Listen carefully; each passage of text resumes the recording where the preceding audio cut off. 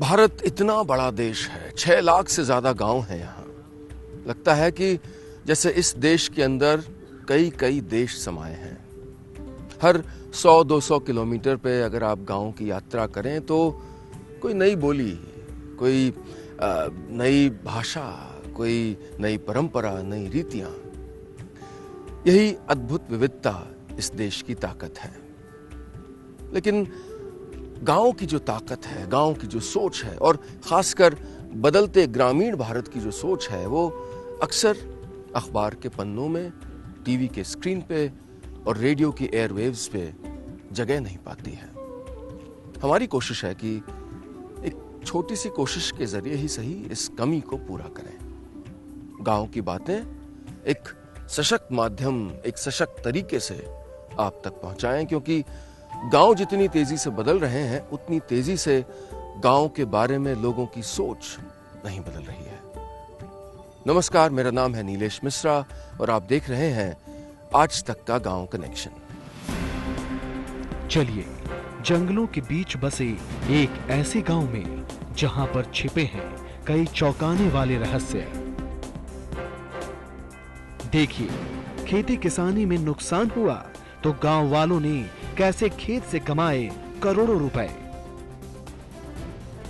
जानिए कहां पर खुले में शौच जाने पर देना पड़ता है 500 रुपए जुर्माना।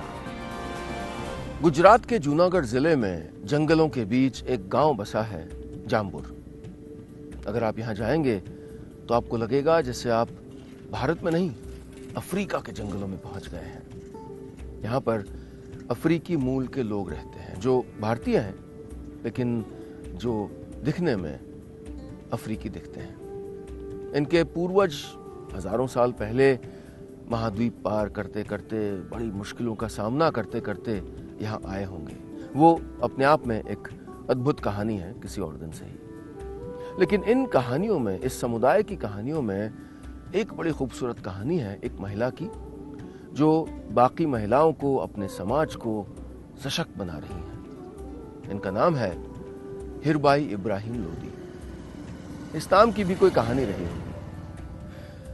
ये कोशिश कर रही हैं कि इनका जो समाज है उसको एक नई दिशा मिले, महिलाओं को ताकत मिले। इतनी दूर कटे हुए रहने के बाद इतनी बुलंद सोच। मिलते हैं इनसे और सीखते हैं कुछ।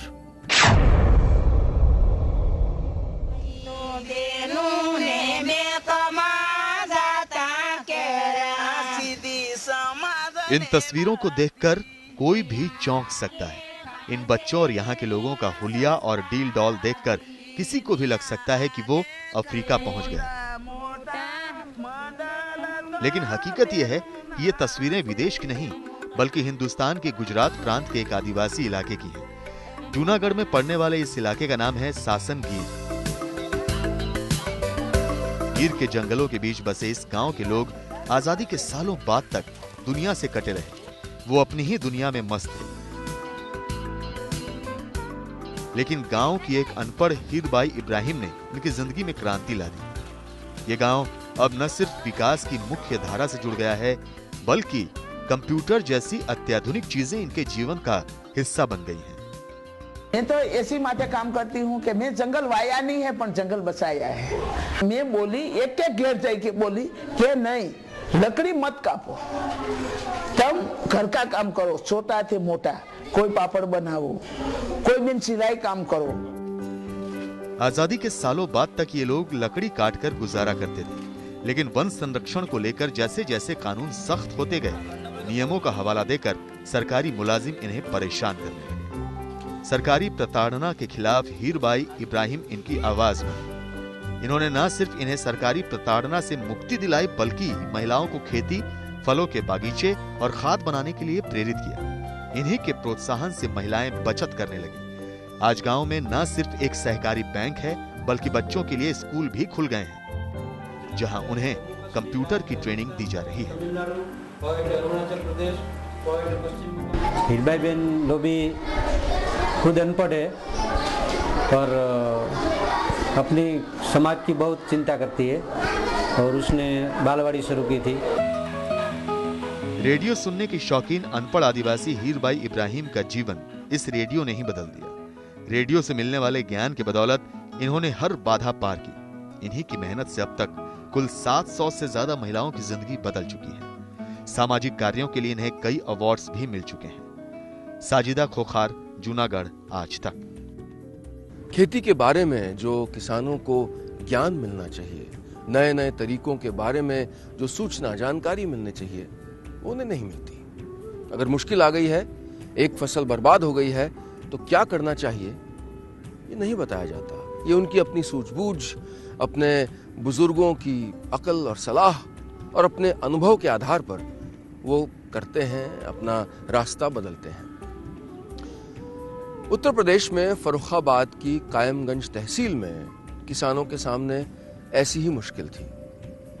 जो खेती वो कर रहे थे उससे उनको कमाई नहीं हो रही थी, तो उन्होंने फलों की नर्सरी शुरू की और इससे उनकी खूब कमाई होने लगी। किसानों की नई सोच का एक उदाहरण।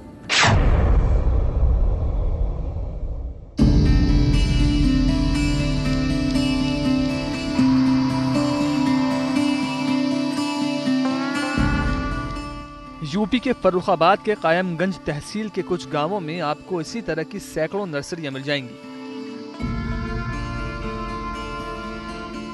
आज आप जहां पर नर्सरी देख रहे हैं, कुछ साल पहले यहां पर खेत हुआ करते थे।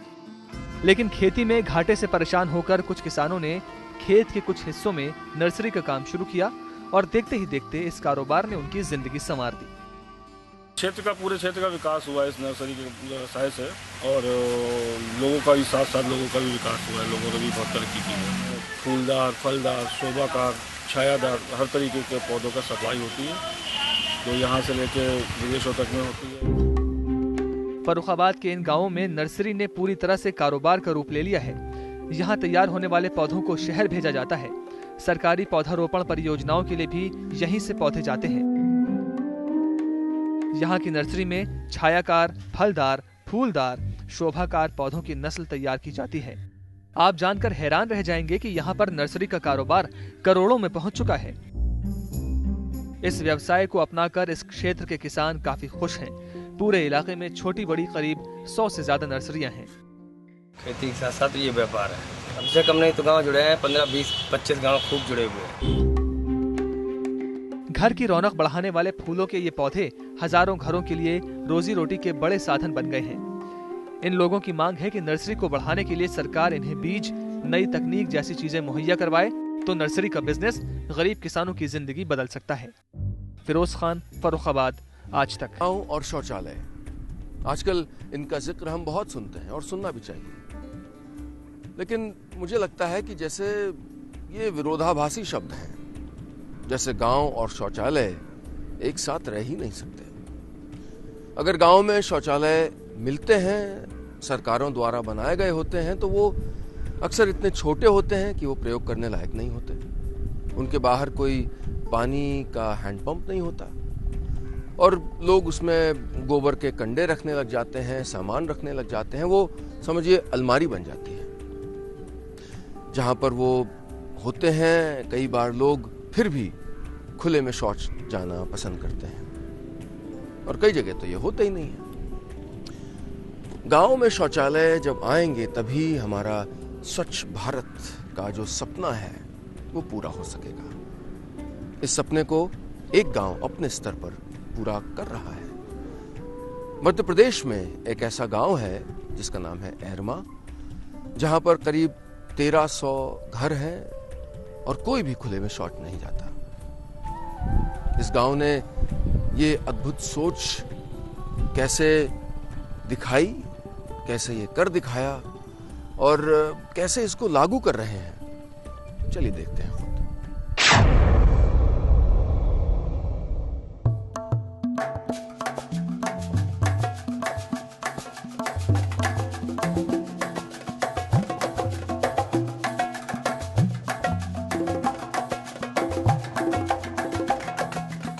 ये है मध्य प्रदेश के सिवनी का एरमा गांव। गांव की आबादी 1245 है और हर घर में शौचालय की सुविधा है। लोगों ने खुद का कानून बनाकर गांव को शौचालय मुक्त करने में बड़ी कामयाबी हासिल की है। मर्यादा अभियान के तहत यह तय किया है कि जो भी खुले में शौच जाएगा उस पर जुर्माना लगाया जाएगा। जो बाहर शौच करने जाएगा, यदि पहली बार जाता है तो उसे 50 रुपए जुर्माना किया जाएगा। फिर भी नहीं मानता, दूसरी बार जाता है तो उस पर 100 रुपए का जुर्माना करते हैं। और फिर भी नहीं मानता तो फिर निर्णय लिए हैं कि उसको जो शासकीय योजनाओं का फायदा ग्राम पंचायत से नहीं दिया जाएगा। तो लोग इसको अमल में ला रहे हैं। अब कोई बाहर अभी तो नहीं जाता है। खुद के बनाए कानून को लागू करने के लिए गांव की पंचायत ने निगरानी टीम बनाई है। गांव के हर परिवार को घर में शौचालय बनाने के लिए प्रोत्साहित किया गया है। कड़ाई से सभी पर चौकस नजरें रखी जाती हैं। लोगों की मेहनत रंग ला रही है। धीरे धीरे लोगों की खुले में शौच जाने की आदत छूटने लगी। हालांकि पानी की किल्लत से इन्हें काफी दिक्कतों का सामना करना पड़ रहा है। खुशी तो है, मगर एक ही चीज की वो हो रही है, पानी की। मैं यार खेत जा रहा हूँ पानी लेने के लिए। शौचालय है, पीने के लिए, सभी के लिए। शौचालय बनवाने में तो उतनी दिक्कत नहीं आई पाई, लेकिन उपयोग करवाने में कुछ तो दिक्कतें आई। जैसे आने बुजुर्ग लोगों को थोड़ी सी परेशानी गई उन्हें। हर घर में शौचालय बनने के बाद पानी की खपत बढ़ गई है। रोज ये लोग 2 से 3 किलोमीटर दूर से पानी लाते हैं। हालांकि गांव वालों ने ठाना है कि वो हर मुश्किल का सामना करेंगे, लेकिन खुले में शौच नहीं जाएंगे। पुनीत कपूर, सिवनी, आज तक। उम्मीद है कि आप भी मेरे साथ इस सफर का मजा ले रहे होंगे। भारत के गांव का सफर, भारत का जो हृदय है उसमें झांक के देखने की कोशिश। भारत के गांव हैं ही अनोखे। वहां पर जो बसता है वो अभी भी जिंदा है। वो बदल रहे हैं लेकिन फिर भी अपनी परंपराओं, अपनी जड़ों को नहीं भूले हैं। इस सब से सीखने की बहुत जरूरत है। अगर हम शहर में रहते हैं तो जिस चश्मे से गांव को देखते हैं उसको थोड़ा सा एडजस्ट करने की जरूरत है। गांव जितनी तेजी से बदल रहे हैं उतनी तेजी से हमारी गांव के बारे में सोच नहीं बदल रही है। टीवी पे ये सफर चल रहा है और अखबार में हम गांव कनेक्शन अखबार के जरिए यही कोशिश कर रहे हैं कि सकारात्मक पत्रकारिता हो। दुष्यंत कुमार की कालजयी पंक्तियां, सिर्फ हंगामा खड़ा करना मेरा मकसद नहीं, मेरी कोशिश है कि ये सूरत बदलनी चाहिए।